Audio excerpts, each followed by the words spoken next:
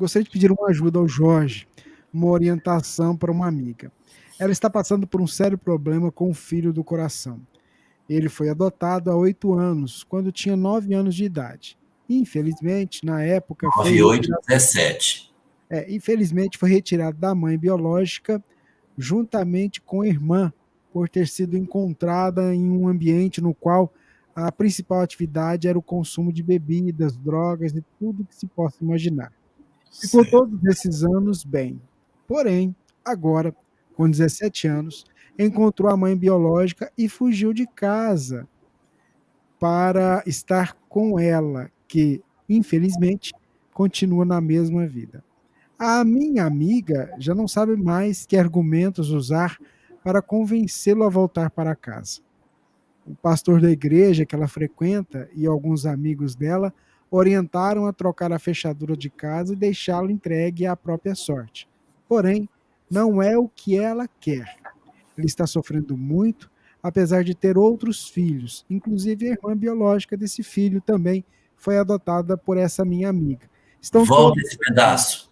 Depois da chave, que eu me perdi. Depois Peraí, da vamos chave. lá. Trocou a fechadura de casa Ok. e deixá-lo entregue à própria sorte. Ok, tá. Porém, não é o que ela quer. Certo. Ela está sofrendo muito, apesar de ter outros filhos. Inclusive, a irmã biológica desse filho também foi adotada por essa minha amiga. Estão Então ela todos, adotou o casal, né? aham, estão todos sofrendo. E eu não sei como aconselhá-la. Ela me procurou no sábado para ter uma ideia do que fazer. Peço sua ajuda, orientação. Olha só. Esse processo é muito comum.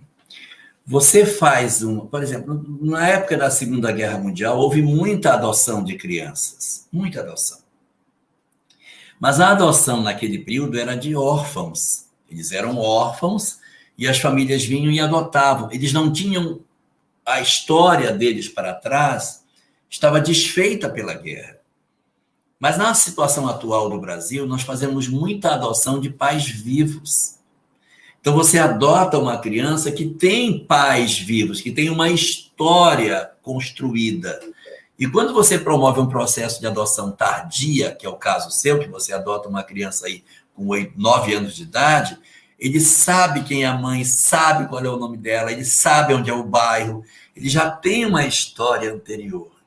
Então, existem vínculos muito profundos.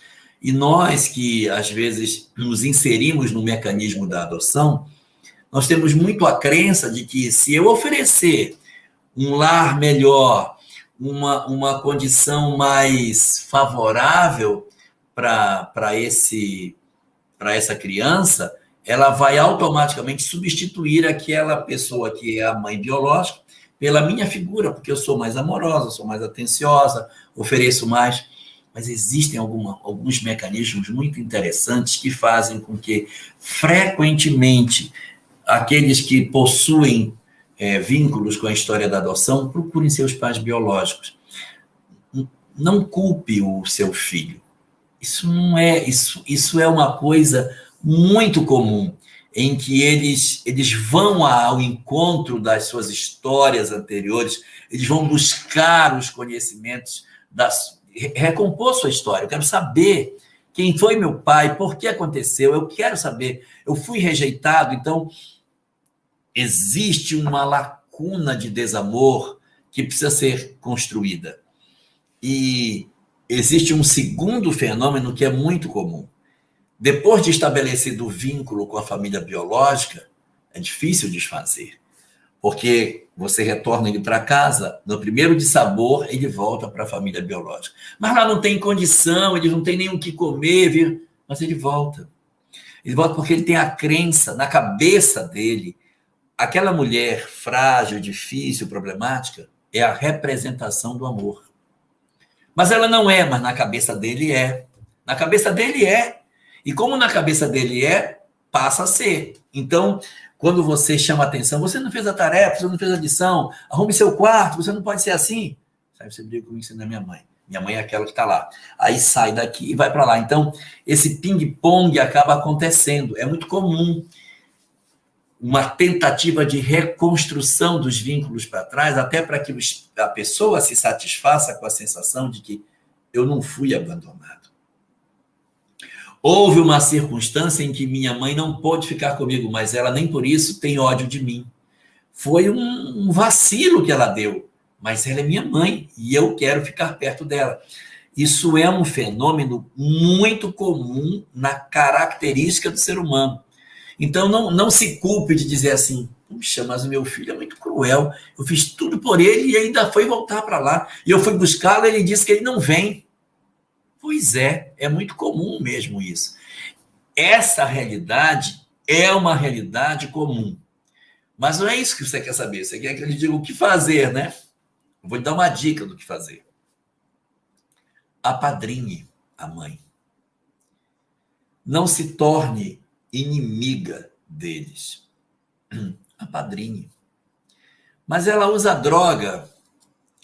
Então não dê dinheiro, mas ofereça a condição de que ela tenha em você não uma inimiga, alguém que disputa o filho, rasgando o menino no meio. Ele já tem 17 anos, ele não é nenhum garoto. Se você fizer o trabalho de dizer para ele assim, ou ela ou eu, você vai perder, porque muito provavelmente ele vai dizer, eu vou ficar com ela. Então, o que a gente faz? A gente vai ter que se despir de todas as nossas condições de sermos, de nos vermos como sendo a melhor opção, a gente vai se despedir de tudo isso, vai se ver como uma pessoa igual a outra e vai dizer, muito bem, meu filho, você quer ficar aqui ou você quer ficar lá? Você quer ficar aqui? Então, vamos... Como é que eu posso ajudar? E você ajuda no que você puder fazer. Como que você ajuda? Não dê dinheiro. Diga assim, tá precisando do que aqui? Então eu vou ajudar. Mas ela vai jogar tudo fora, esse problema é dela. Pegue o livro Jesus no Lar, capítulo 33. Dê uma lida nessa mensagem. Jesus no Lar. Jesus no Lar? Ou é Alvorada Cristã? Jesus no Lar. Jesus no Lar, capítulo 33. É um livro, não sei como é que está a edição, agora tinha uma capa alaranjada. Acho que é o Jesus no Lar. Capítulo 33. Nessa mensagem, eu encontrei uma resposta para uma pergunta que eu procurava há muitos anos, que é a seguinte, dou ou eu não dou? Eu vou dar ou eu não dou? Dou ou eu não dou? Aí disse, dá. Mas e se ele vender? Problema dele. Você tem que cuidar do seu desamor. Se for para errar, erra doando. Não erra não doando. Porque você não vou dar. Erre doando. Que aí você tem a condição de estabelecer a esteira de socorro. Se você fizer isso, você vai tirar o degrau que separa você do seu filho biológico. Vai diminuir esse degrau. E ele vai ter mais facilidade de repente, voltar. E aí, você chega na casa, vê o que você pode ajudar, mantém contato com seu filho, mas não promova um processo de rejeição. O que pode acontecer num futuro é que a proximidade dele com essa família, que você agora está travando contato, família biológica dele, altere os hábitos que ele possui. Ele passa a beber, passa a usar droga, ele passa a ter uma outra história. Então você precisa conversar com ele antes. E aí você pode dizer para ele, você toma muito cuidado. Porque se você enveredar por esse caminho, é um caminho que você vai ter muita dificuldade de sair. Então abra seu olho. Não vá por essa via. Seu quarto está lá, sua roupa está lá. Eu não vou vir buscar você. Agora, preste atenção. Se você entrar por aí, para sair, meu filho, vai dar trabalho. E se você... Aí você põe um medinho nele. Se você entrar por esse caminho, eu não vou ter mais como ajudar você. É lógico que você vai ajudar, mas você precisa botar esse medinho para ele saber. Se você fizer isso, eu não vou ter como ajudar. Não vou poder ter em casa uma pessoa que vai mexer nas minhas coisas, que vai roubar meus objetos, que vai vender as coisas da minha casa. Como que eu vou ajudar você? Se você entrar por esse caminho, eu posso até ajudar você, mas você aqui, lá, não vou poder mais. Então pense bem o que você quer. Não, você nunca vai deixar de ser meu filho. Vou continuar cuidando de você pela vida inteira que for preciso. Mas se você tomar a decisão de seguir por essa rota, comigo na minha casa, não vou poder mais cuidar de você. Não vou poder ter mais uma pessoa com esse perfil lá em casa. Porque foi uma opção que você está tomando. Eu estou te avisando isso antes que aconteça. E eu estarei sempre aqui para ver o que vocês precisam, se precisa de alimento, trazer algum alimento para vocês, uma cesta básica, um socorro que seja necessário, arrumar uma goteira na casa que esteja precisando. Eu vou sempre estar à disposição. Mas a possibilidade de você estar junto, na minha casa, junto comigo, você vai perder se você fizer a opção equivocada que não foi o que eu te ensinei a viver. Então, a gente faz isso e a padrinha é a melhor estratégia. A padrinha cuida e não espere dela coisas melhores. Ela é assim mesmo. Ela é problemática, a mãe biológica é problemática. Se ela não fosse, eu não tinha perdido. E aí a gente vai convivendo com uma certa distância. Não deixa ter muita proximidade, senão você pode ter uma dificuldade muito grande. Se você for uma pessoa mais frágil, coloca uma pessoa para ser o intermediário. Bota o marido, bota alguém para ir lá, para segurar a relação e não deixar você sofrer tanto nesse contato com alguém que pode até, de repente, estar explorando você, a sua boa fé. Tá bom? Acho que por aí você consegue encaminhar a ideia.